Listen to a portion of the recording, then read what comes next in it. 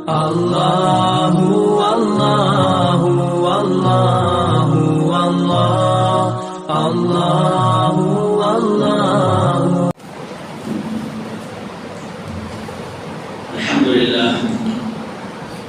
الحمد لله نحمده ونستعينه ونستغفره ونؤمن به ونتوكل عليه ونعوذ بالله من شرور أنفسنا ومن سيئات أعمالنا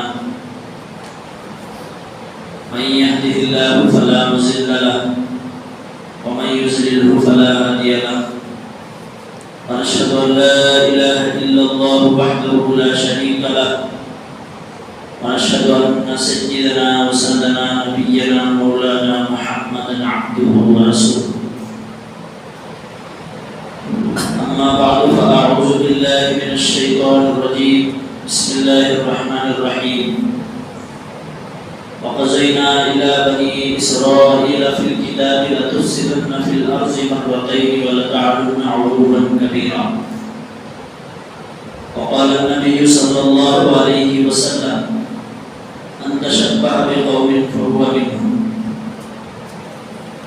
أو كما قال صلى الله عليه وسلم صدق الله العظيم وصدق رسوله النبي الكريم ونحن على ذلك من الشاهدين والشاكرين والحمد لله رب العالمين اللهم صل على سيدنا محمد وعلى آل سيدنا محمد وبارك وسلم.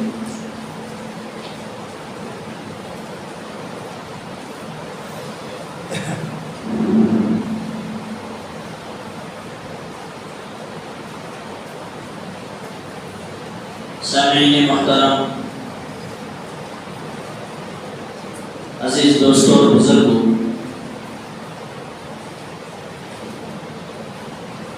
گزشتہ جمعہ یہود اسلام کی اور مسلمانوں کی دشمن کیوں ہے اور کیسے ہے، اس عنوان پر تفصیلاً روشنی ڈالی گئی،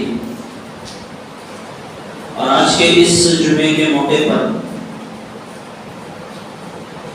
یہود و نصارہ کی مخالفت کیوں اور کیسے، اس عنوان پر روشنی ڈالی جائے گی. امید ہے غور سماعت فرمائیں گے اور عمل کرنے کی کوشش کرنے کے ساتھ ساتھ اس کو دوسروں کے علم میں لائیں گے.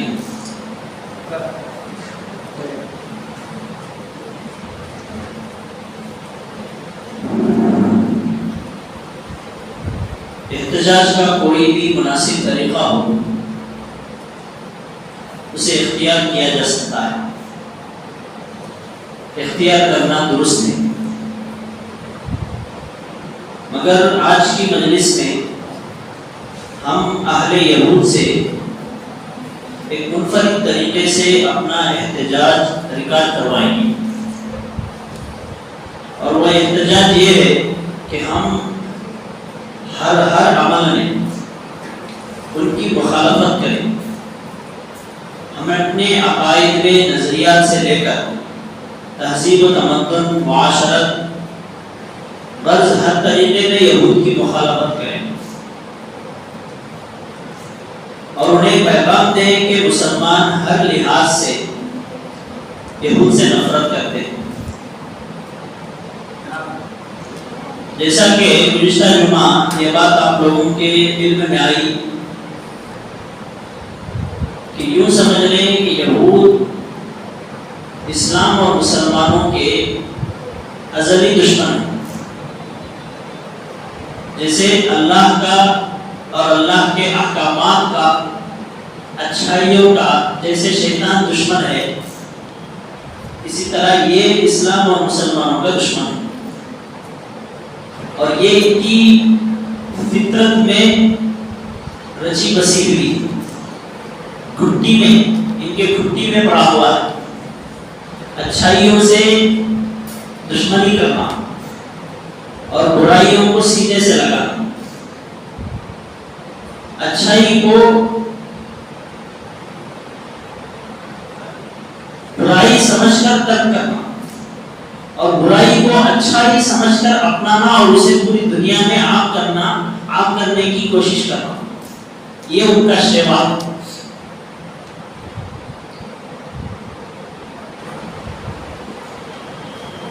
اور اسی کے ساتھ ساتھ ہمیں یہ بھی دیکھنا ہے کہ ہم یہود کو برا بھلا بھی کہتے رہیں، اور اسی طرح یہودی جو مصنوعات ہیں ان کا بیکار بھی کرتے رہیں، ہر فارم پر ان کے خلاف اپنی آواز کو بھی بلند کرتے رہیں۔ گویا کہ یہ سب کام ضروری تو ہے، مگر اپنے عقائد و نظریات اور پسند و ناپسند یہودیوں جیسی ہو جائے، ہم اپنی زبان سے تو ان کی مخالفت کریں مگر عملاً سارے کام یہودی والے کریں۔ جیسا کہ آج کل جو اکثر و بیشتر مسلم طبقہ ہے، اکثر کے 80% ولی اکثر حکم الکل، اکثر طبقہ ایسا ہے جو نام تو مسلمانوں کا رکھتا ہے، جمعے والے دن نماز تو پڑھتا ہے، رمضان میں روزے بھی رکھتا ہے، تراویح بھی پڑھتا ہے، ایک اندازے سے ایک حساب سے اسے مومن اور مسلمان اور دیندار کہا بھی جا سکتا ہے، لیکن اس کا رہن سہن، اس کا لباس، اس کا چہرہ، یہ تمام کے تمام یہودی طریقوں سے موافقت رکھتے ہیں۔ باطلاً وہ کچھ بھی ہو لیکن اس کا ظاہر یہودیوں والا ہے۔ ماں باپ اپنے بچوں کے کپڑے اپنے عید پر اپنی خوشی منانے کے لیے پہنتے ہیں، لیکن اسے خریدتے ہیں یہودیوں جیسے کپڑے، اور ان کا ایجاد کردہ اور ان کا پسند کردہ جو طریقہ ہے، ان کا ایجاد کردہ، ان کا پسند کردہ ماڈل ہم خریدتے ہیں اپنے عید پر، اپنی بھوک مٹانے کے لیے ان کے پروڈکٹ ہم خرید کر کھاتے ہیں، پیتے ہیں۔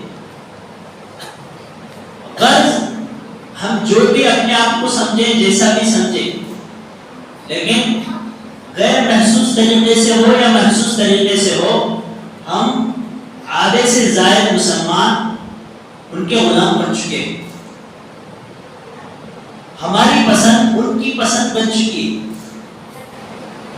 ہمارا رہن سہن ان کا رہن سہن بن چکا ہے۔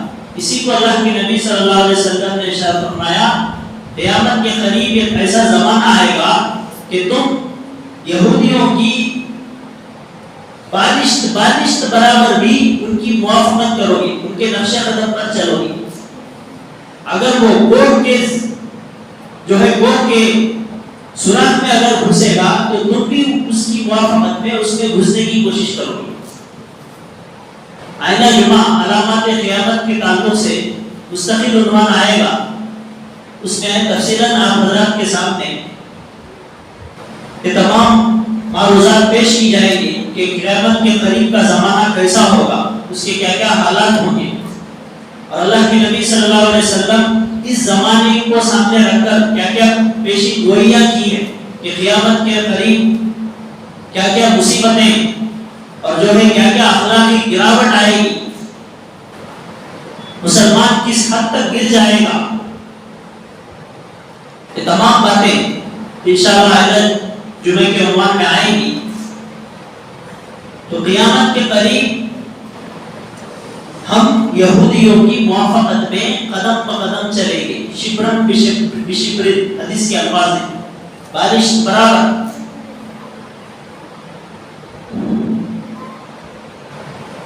تو ہم اپنے آپ کو مسلمان ہونے کا دعویٰ بھی کرتے ہیں، اپنے آپ کو نبی علیہ السلام کے امت میں سے ہونے کا دعویٰ بھی کرتے ہیں، اور آپ سے اور اللہ کے رسول سے اور دین سے، اسلام سے، ایمان سے محبت ہونے کا دعویٰ بھی کرتے ہیں، لیکن اس کے باوجود ہماری زندگی ان کے طور و طریقے سے خالی ہے۔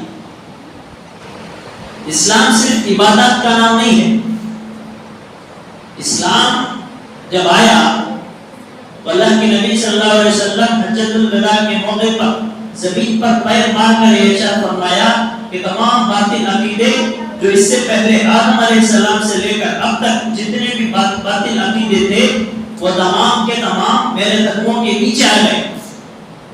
اب جسے بھی راہ ہدایت پانا ہے اور جسے بھی راہ راست پانا ہے اور جسے بھی صراط مستقیم پر گامزن ہونا ہے اسے بلا چون و چلا کے میرے بتائے ہوئے عقائد پر میرے نظریات پر اسے عمل کرنا پڑے گا. لیکن اس کے باوجود زمانہ جیسے جیسے گزرتا گیا نبی علیہ السلام اور صحابہ کے زمانے سے جیسے جیسے زمانہ دور ہوتا گیا ویسے ویسے مسلمان صرف چند مخصوص عبادات کو اسلام اور ایمان سمجھ کر زندگی گزارنے لگا.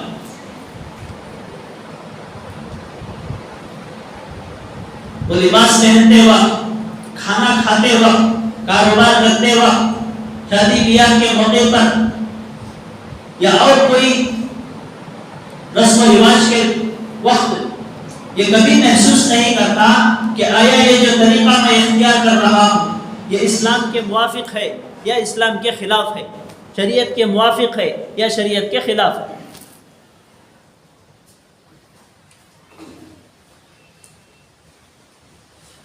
اور جو زیادہ سمجھدار قسم کے لوگ ہیں وہ تو صاف طور پر یہ کہتے ہیں کہ جو پہلے سے ہوتا آ رہا ہے یا جو تم لوگ کہہ رہے ہو وہ سب اولڈ ماڈل ہے. کیا ہے وہ؟ اولڈ ماڈل ہے. پرانے زمانے کے لوگ کرتے تھے، اب وہ سبھی تمہیں بولے سکا نہیں چلتا.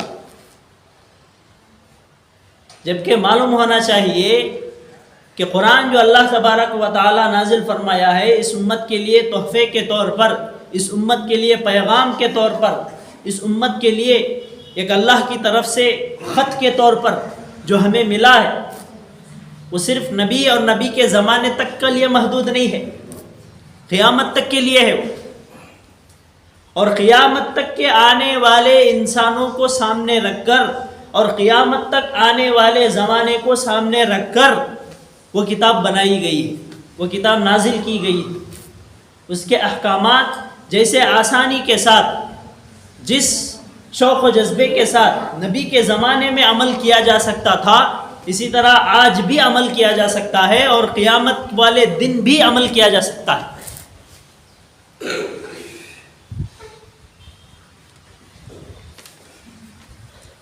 یہ ہماری بدنصیبی ہے کہ ہم اپنے آبا و اجداد کے دین کو، اپنے نبی کے دین کو، اپنے اکابر کے دین کو، اپنے اکابر کے طریقوں کو چھوڑ کر جس طرف دنیا والے، جس طریقے پر دنیا والے بھاگتے ہیں اسی کی طرف ہماری بھی دوڑ ہے. اس میں یہ نہیں دیکھا جاتا کہ کون سا طریقہ اچھا ہے، کون سا طریقہ برا ہے، کون سا طریقہ شریعت کے خلاف ہے، کون سا طریقہ شریعت سے ٹکرا رہا ہے، یہ کسی کو فکر نہیں ہے. مسلمان کا مطلب صرف نماز پڑھنا، رمضان آیا تو روزہ رکھنا، جس کے پاس مال و دولت اللہ نے دیا ہے اسے زکوٰۃ اور حج کی فکر، صرف یہ اسلام نہیں ہے، یہ مکمل ایمان نہیں، یہ صرف ایمان کا ایک جز ہے.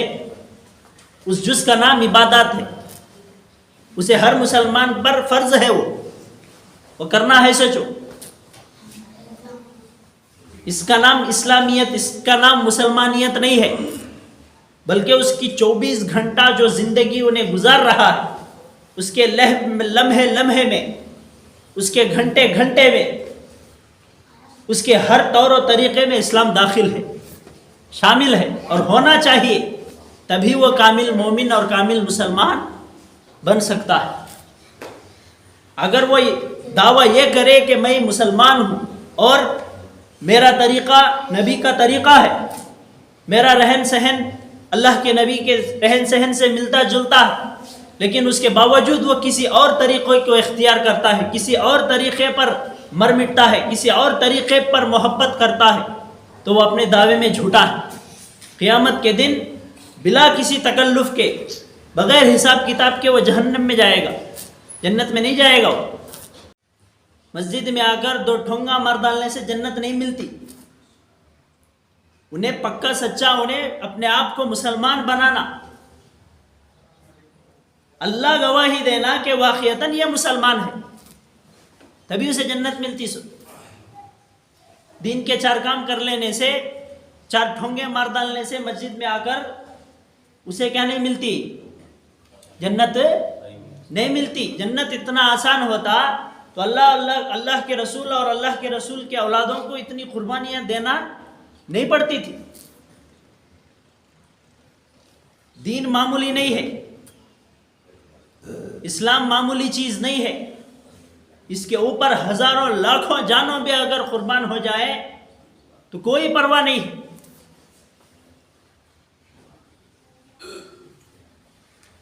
اسی لیے صحابہ کے اندر یہ صفت کوٹ کوٹ کر بھری تھی کہ اگر میری جان چلی جائے، اگر میری بیوی بچے جو ہے اسلام کے نام پر قربان ہو جائے، لیکن اسلام پر، دین پر کوئی آنچ نہ آئے، اسلام نہ مٹے، دین نہ مٹے۔ آج کل جو بچے گود میں، ماں باپ بچہ رویا تو فون وغیرہ ڈالتی، لونیاں وغیرہ سناتے، تب کے ماں باپ ان کے جو اکابر تھے، ان کے جو بڑے تھے، ان کے واقعات سناتے تھے تاکہ بچے کے اندر بچپن ہی سے اسلام اور ایمان کا جو ہے وہ محافظ بنے، اس کے اندر بہادری آئے۔ ہمیں بچپن سے اسے بڈھا آ رہا، وہ آ رہا، یہ آ رہا بول کو ڈرا کو اسے بزدل بنا ڈالتی ہیں۔ اسے 4 آدمیاں کون تو بھی کھڑ کو میٹنگ کر رہی بولے تو اس کا دل یہاں سے ابھی ہو گئے چھتا نہیں، انہیں دھڑ دھڑ مار لیتا رہتا، کیا ہو رہا کی انہوں سبھی مل کو مجھے پکڑ کو مار ڈالتی کی اتنا بزدل ہو گئے کہ بچپن سے وہ سیکھیں تھا ہمنا، بڈھا آتا وہ سو جا، نہیں تو بڈھا آتا، نہیں تو شیطان آتا، نہیں تو بھوت آتا۔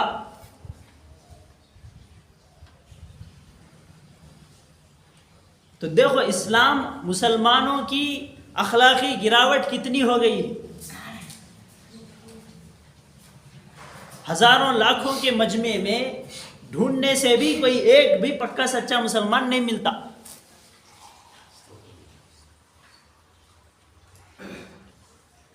سب کو یہ اطمینان ہے کہ بھئی میرے پاس ایمان ہے، میرے پاس کلمہ ہے، میں پیدائشی ایمان والا ہوں، پیدائشی مسلمان ہوں، میرے باپ دادا کیا ہیں؟ مسلمان ہیں۔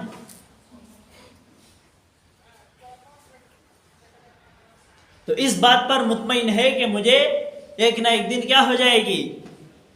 جنت مل جائے گی، چاہے میری پوری زندگی میں شریعت کا جنازہ نکلتا رہے، شریعت کا شین بھی اس کے پاس نہ ہو، تب بھی وہ اپنے آپ کو کیا سمجھتا ہے؟ مجرم نہیں، محرم سمجھتا ہے۔ اسے قیامت میں اسٹیج پر بلا کو بازو بٹھا لیتے ہیں اللہ اسے۔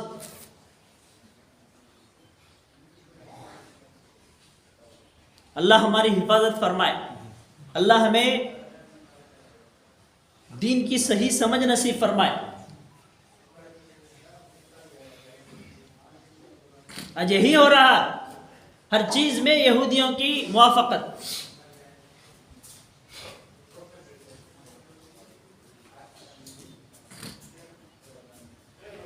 اسکولوں کا جال ہے، وہ بھی یہودیوں کی سازش۔ گھروں میں جو ٹی وی کی سازش ہے وہ بھی یہودیوں کی سازش ہے۔ آج کیا گھر گھر نہیں ہے ٹی وی؟ یہ جو فون ہے یہ بھی یہودیوں کی سازش ہے کہ نابالغ بچہ بھی کیا ہو جائے؟ بے حیا اور بے شرم ہو جائے، اس کے اندر حیا نام کی کوئی چیز بھی باقی نہ رہے۔ اس واسطے فون اتنا عام کرے، اتنا سستا کرے تاکہ غریب سے غریب کا بچہ بھی کیا ہو جائے؟ اخلاقی گراوٹ میں چلا جائے، اخلاق نام کی کوئی چیز اس کے پاس باقی نہ رہے۔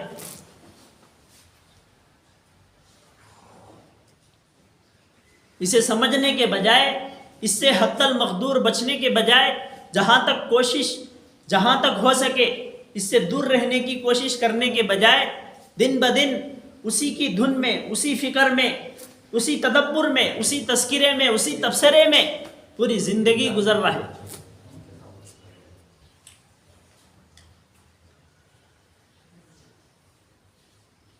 ایک چیز کان کھول کر آپ لوگ سن لیں کہ کل قیامت کے دن اگر یہ ہمارا رویہ اب بھی رہا تو کل قیامت کے دن نبی علیہ الصلاۃ والسلام ہمارا چہرہ بھی دیکھنا گوارا نہیں کریں گے کہ جس دین کے لیے میں نے اپنا سب کچھ قربان کر کے آیا، اس دین کو مٹتے ہوئے، اس دین کو مٹانے والے، میں تو یہ سمجھ رہا تھا کہ کم از کم اسلام پر عمل نہیں کریں گے تو کم از کم اسلام کو مٹانے والے تو نہیں بنیں گے، لیکن تم نے تو اسلام خود مٹایا ہے، اپنے ہاتھ سے مٹایا ہے۔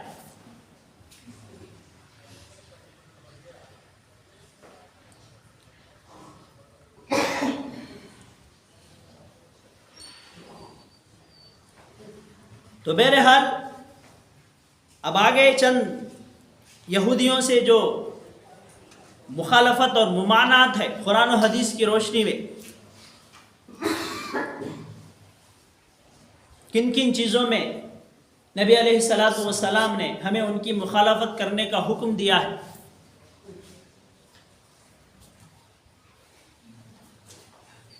پہلے نمبر پر ہے یہودیوں سے علم لینے کی ممانعت فرمائی۔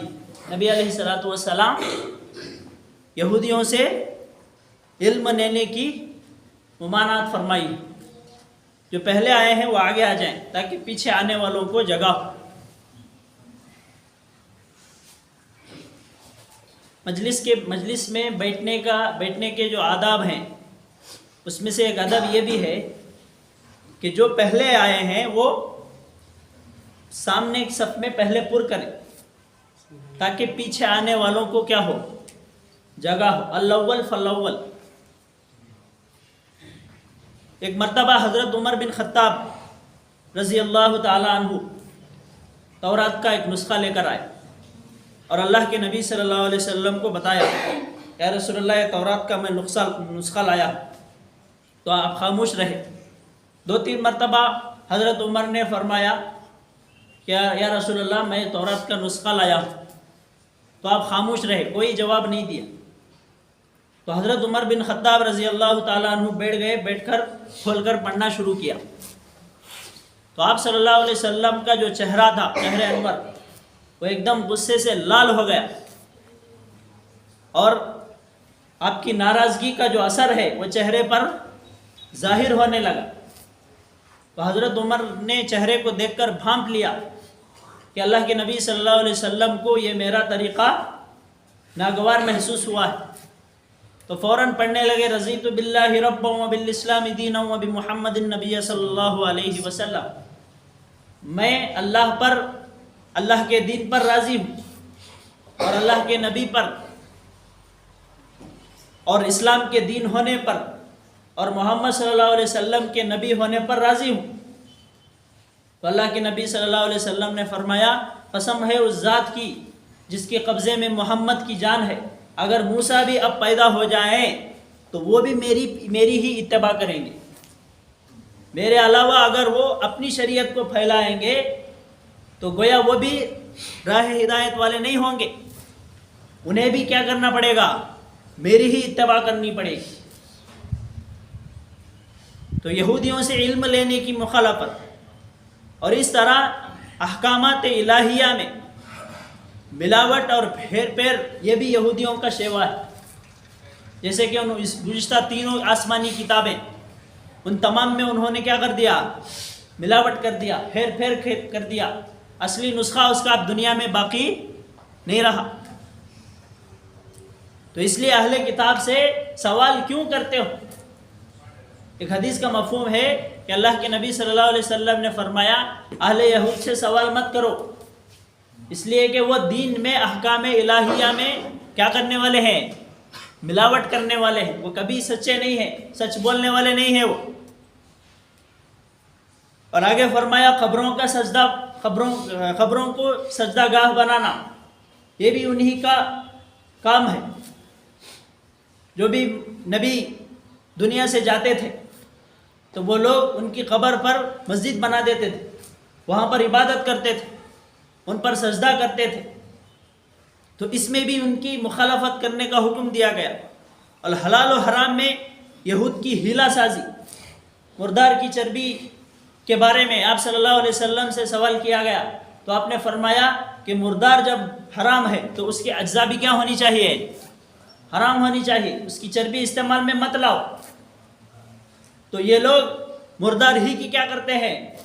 چربی استعمال کرتے ہیں۔ آپ کو معلوم ہونا چاہیے جو عورتیں جو ہونٹوں پر لگاتے نا لپسٹک، وہ جو بنتی ہے خنزیر کی چربی میں بنتی، وہ سمجھ رہے ہیں بات؟ آدھے سے زائد مسلمانوں کے علم میں یہ بات ہے، اس کے باوجود بھی لگاتے لے لے لے لے کو، سمجھ رہے ہیں بات؟ خنزیر کا جو گوشت ہے، خنزیر کی جو چربی ہے عام جانوروں کے مقابلے میں وہ جلدی نہیں پگھلتی۔ اگر یہی لپسٹک دوسرے جانوروں کی، حلال جانوروں کی چربی میں اگر بنایا جائے تو جیسے ہی وہ جسم کے حصے پر مس ہوتا ہے، ٹچ ہوتا ہے، تو جسم میں خود گرمی ہوتی ہے، سمجھ رہے ہیں بات؟ جسم میں خود انسان کی جسم میں کیا ہوتی ہے؟ گرمی ہوتی ہے، لگاتے ہی وہ پگھلنا شروع ہو جاتا۔ جیسے ہی لگائیں گے تو وہ کیا ہو جائے گی؟ وہ پگھلنا شروع ہو جائے گی۔ اس واسطے اسے خاص طور پر خنزیر کی چربی ہی میں بنایا جائے، تبھی وہ بدن پر زیادہ دیر تک ٹکی رہتی ہے۔ یہ سب کو معلوم ہے، لیکن اس کے باوجود استعمال کرتے۔ تو مردار کی چربی استعمال کرنا ان کا شیوا ہے۔ اور اسی طرح روزہ رکھنے میں یہود کی مخالفت کرنے کا حکم دیا گیا۔ جیسے محرم الحرام، 10 محرم الحرام کو یہود بھی روزہ رکھتے تھے، اس لیے کہ موسیٰ علیہ السلام کو جو فرعون سے جو نجات ملی، فرعون جو غرق ہوا، وہ یوم شہادت تھا، 10 محرم الحرام۔ تو اس لیے ان کے یہاں بھی یہ دن معزز تھا، وہ بھی روزہ رکھا کرتے تھے۔ تو آپ صلی اللہ علیہ وسلم نے ارشاد فرمایا کہ آئندہ سال سے ہم لوگ کیا کریں گے؟ ان کی مخالفت میں 2 روزے رکھیں گے، یا تو 9 یا 10 کا، یا نہیں تو 10 یا 11 کا۔ اسی طرح افطاری میں یہود کی مخالفت کرنے کا حکم دیا گیا۔ افطاری میں وہ لوگ تاخیر کرتے ہیں۔ افطاری میں تاخیر افضل نہیں ہے، بلکہ جلدی کرنا افضل ہے۔ جیسے ہی وقت ہو تو فوراً کیا کر لیا جائے؟ افطار کر لیا جائے۔ عمل صالح کے بغیر یہود کی مشابہت، سمجھ میں آ رہا؟ اللہ کے نبی صلی اللہ علیہ وسلم سے ایک صحابی نے ارشاد فرمایا کہ علم کیسے اٹھ جائے گا؟ تو آپ نے فرمایا جبکہ ہم لوگ ہمارے اولاد کو قرآن پڑھتے ہیں، پھر ان کے بعد آنے والوں کو پڑھاتے ہیں، پھر ان کے بعد والوں کو پڑھاتے ہیں، تو علم کیسے اٹھ جائے گا؟ تو آپ نے یہودیوں کی مثال دی کہ یہودیوں کے پاس کتاب ہے، ان کی مستقل شریعت ہے، کیا وہ آج اس علم پر، اس کتاب پر باقی ہیں؟ تو یہی حال ہمارے آج ہے۔ ہمارے پاس کتاب ہے، ہمارے پاس مستقل شریعت ہے، ہمارے پاس مستقل ہمارے نبی ہے، لیکن اس کے باوجود ہم اس کتاب کے مطابق عمل کر رہے ہیں؟ کیا ہماری زندگی ان کی جو ہے متبعین کی زندگی سے میل کھاتی ہے؟ یہ ہمیں خود اندازہ کرنا ہے، ہمیں خود سمجھنا ہے۔ اور آپ صلی اللہ علیہ وسلم نے فرمایا ہے، حدیث کا مفہوم ہے، ہر اس لباس کو پھینک دو جو یہود و نصارہ کے مذہبی شعار میں شامل۔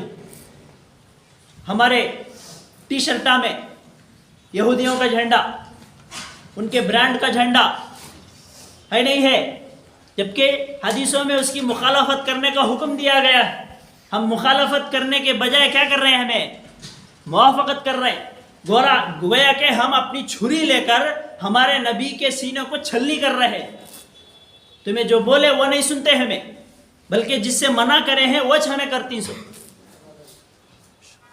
جس سے منع کیا گیا ہے وہی کرنے کے لیے ہم پیدا ہوئے ہیں، اور جسے کرنے کا حکم دیا گیا ہے وہ چھوڑنے کے لیے ہم پیدا ہوئے ہیں. ایسی ہوگی یہ حالت ہماری. اسی طرح داڑھی اور مونچھ میں یہود کی مخالفت کرو. کون سا تو بھی نیا یہودیوں کی طرف سے نیا طریقہ بال کا جو ہے ریلیز ہوا تو لائن لگ جاتی حجامہ کرنے. یہاں ذرے کٹا لے کو، یہاں ذرے کٹا لے کو. سمجھ رہے ہیں بات؟ پہلے کے گاندھی جی کے زمانے میں گدھے کے اوپر ڈرائنگ کرتے تھے. گوگل میں پرانے فوٹوان سرچ کر کو دیکھو. گدھے کے اوپر نقش و نگار کیا جاتا تھا تاکہ وہ گدھا کیا رہے، خوبصورت لگے. ویسا کر لے رہی سو ہمیں. سمجھ رہے ہیں بات؟ یہاں ذرے بالا، یہاں ذرے بالا. اب تو پہلے تو صرف بالوں میں نقش و نگار بنایا جاتا تھا، اب ویسا نہیں. اب مستقل نقش و نگار آ گیا ہے. کیا ہونا وہ چھڑا لیے جائے. یہ سب کیا ہے؟ یہودیوں کا طریقہ ہے. پیسے دے کو جہنم مول رہی سو ہمیں. بغیر پیسے کے نہیں بلکہ پیسے دے کو کیا مول رہے ہیں ہم؟ بجائے جنت کے جہنم مول رہے ہیں. دیکھو کسی بھی نوجوان کو کھڑا کر کو اس کی ٹوپی نکال کو دیکھو تمہیں بال کیسے ہیں اس کے، اسلام کے مطابق ہیں یا یہودیوں کے مطابق ہیں. انسانی نظر نہیں آتا، گدھا نظر آتا انہیں. اور اسی طرح فرمایا گیا مانگ نکالنے میں بھی اللہ کے نبی صلی اللہ علیہ وسلم یہودیوں کی مخالفت کرتے تھے. یہودی جو ہے بالوں کو، پورے سر کے بالوں کو پیشانی پر لٹکاتے تھے ایسا. اب ہم عموماً بال کی فطرت کیا ہے؟ پیچھے جانا. لیکن یہودی کیا کرتے ہیں؟ سامنے لٹکاتے ہیں ایسا. سمجھ رہے ہیں بات؟ اس کی مخالفت کرنے کے لیے اللہ کے نبی صلی اللہ علیہ وسلم کیا کرتے تھے؟ بیچ سے مانگ نکالتے تھے.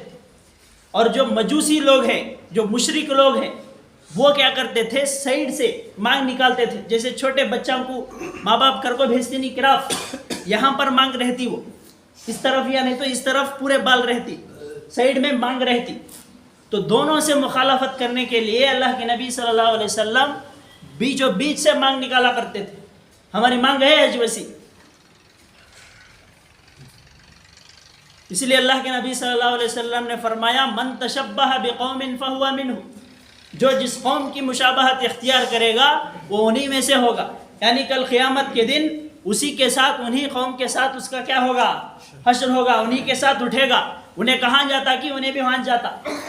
اب ظاہر ہے انہیں جہنم میں جاتا تو اس کی اتباع میں انہیں بھی کیا کرے گا؟ جہنم میں جائے گا. قرآن میں اللہ تبارک و تعالیٰ کا صاف ارشاد ہے کہ جہنم میں جب جہنمی جہنم کو جائے گا تو اس کے ساتھ اس کا شیطان بھی شامل ہوگا جو اسے بھٹکایا ہوگا راہ حق سے. جس شیطان نے اسے بھٹکایا ہے وہ بھی اس کے ساتھ ہوگا. اور جس بت کی اس نے پوجا کی ہے وہ بھی اس کے ساتھ ہوگا. وہ بھی کیا بنے گا؟ اسے کمپنی دینے والا بنے گا جہنم میں جا کر. تو اس لیے ہماری یہ ذمہ داری بنتی ہے کہ قوم یہود کے ساتھ ہمارا شاید اصل احتجاج یہی ہے کہ ہم عقائد میں، عبادات میں، معاشرت میں، پسند و ناپسند اور وضع خطا میں ان کی کیا کریں؟ مخالفت کریں. اور اسی طرح جتنے بھی ان کے پروڈکٹس ہیں وہ پورے پروڈکٹس کے سے کیا ہے؟ کلی اجتناب کریں. اس کے بالمقابل جو دوسرے جو ہے ممالک کے یا خود ہمارے ملک کے جو پروڈکٹس ہیں اسے استعمال کریں، اسے استعمال میں لائیں. انہیں کرتا سو کیا ہے؟ پیسہ ہمارے پاس ہی کما کو، ہمارے ہی جو ہے جان کا دشمن ہے، اس سے جو نفع حاصل کرتا ہے، اس سے جو پیسہ وصول کرتا ہے، اسی پیسے پر کیا ہے؟ یہ دوسروں پر بمباری کرتا ہے، مسلمانوں پر خصوصاً.